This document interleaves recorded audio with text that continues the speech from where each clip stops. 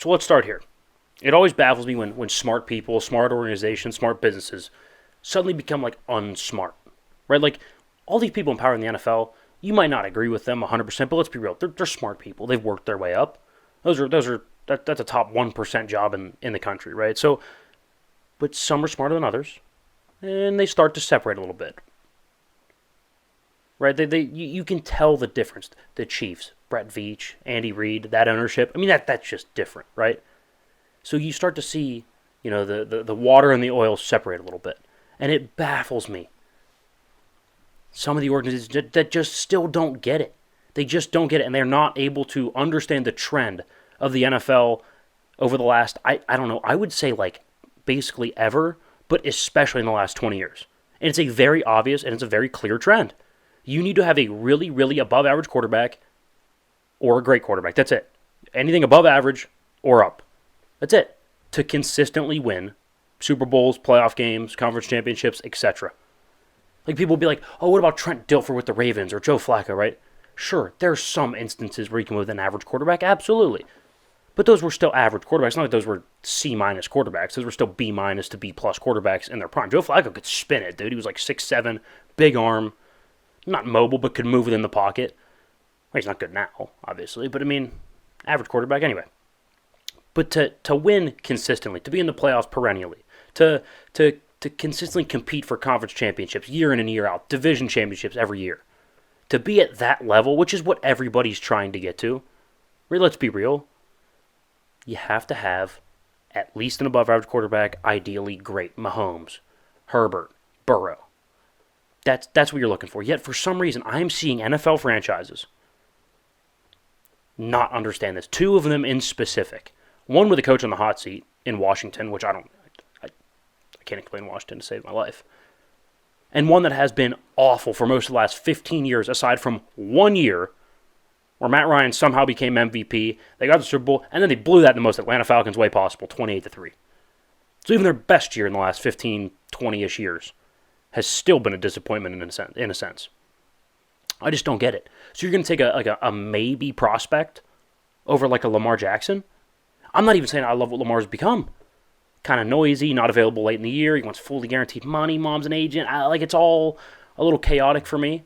But to say, nah, it's good. We'll just roll the dice with a college guy either this year or next year. Really? Like, I love Caleb Williams and Drake May. But if they won an MVP in their NFL career, that would be an anomaly, right? The amount of quarterbacks that come into the NFL and win an MVP, the percentage is just so ungodly small.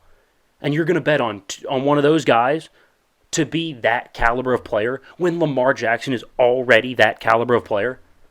Like, I get it. They are great prospects. Even if you like Bryce Young, he's a great prospect. But do we really think at their high end they're going to be Lamar? Maybe one of those three probably will. One. Are you really going to roll the dice on that? You're going to roll the dice? Yeah, we have a 33% chance that one of these kids hits. And we might not even get one of them. Because we might not be bad enough to do it. Because we're in the NFC, so even with Sam Howell or Jacoby Brissett, we're probably going to go win, 6 or 7 games. Same thing with Atlanta with whoever they're going to start. Is it probably Heineke, right? You're really going to roll the dice with that? You're going to roll the dice with Sam Howell? Like, really? Not even worth a look? Lamar's not worth a look? Because they both taken themselves out of the running completely. They said, we want no parts of it. Not even worth a discussion. A guy who's gotten better almost every year. Already won an MVP.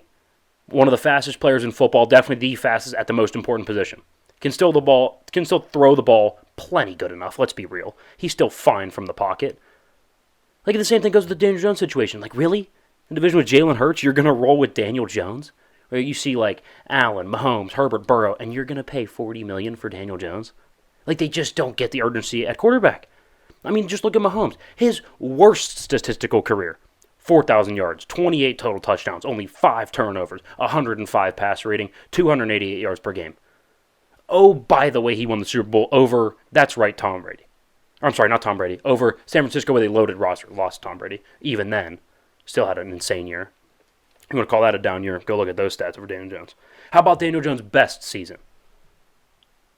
22 total touchdowns, 3,200 yards, still 5 picks, but had 6 fumbles on top of that, so he had 11 turnovers, a 92 pass rating, and 200 yards per game. That's his best season. And what did he do? He won 1 playoff game and then got undressed in his second one. Like, can we cut the shit? Wake up. You have to be special quarterback, period. You're going to go pay $40 million for mediocre? Fine by me. Go be mediocre for the next 4 years. Right? You're really going to roll with Taylor Heineke or Sam Howell or roll the dice on a college guy? Or you just go get an MVP? And like I said, I don't even fully agree with what Lamar's asking for and what he's been over the last year or two. But the ignorance in saying that you're just going to roll with the college guy or with a guy who's been in the league but we know isn't special, or you go get a dynamic playmaker quarterback. I just don't understand it. I don't understand how it's an obvious trend. Like, it's so clear as day, and I just don't get it. And if you don't get it, you get left behind. You're going to be Blockbuster while everybody else is Netflix. It just doesn't make any sense. Like, wake up. Wake up. It's right there in front of them. It's right there. And I'm not 100% sold that the entire New York Giants fan base isn't just, like, in some sort of delusion. Like they're living in some sort of alternate reality. I don't think we could have timed the this or that with Daniel Jones better than doing it last week, because we had so much pushback. Yeah, much pushback. It's like, first of all, I didn't realize there were that many New York Giants fans. I didn't realize that many of them existed, let alone would come and fight and back Daniel Jones to that length. Doesn't make any sense. He's not a good quarterback. Well, he's a fine quarterback, but he's not worth shelling out $40 million for. He's very C+ to me. Yeah. I don't know. C+ is that might be a little bit of on his, like, good days, you know? I don't understand it. I'll tell you what I do understand.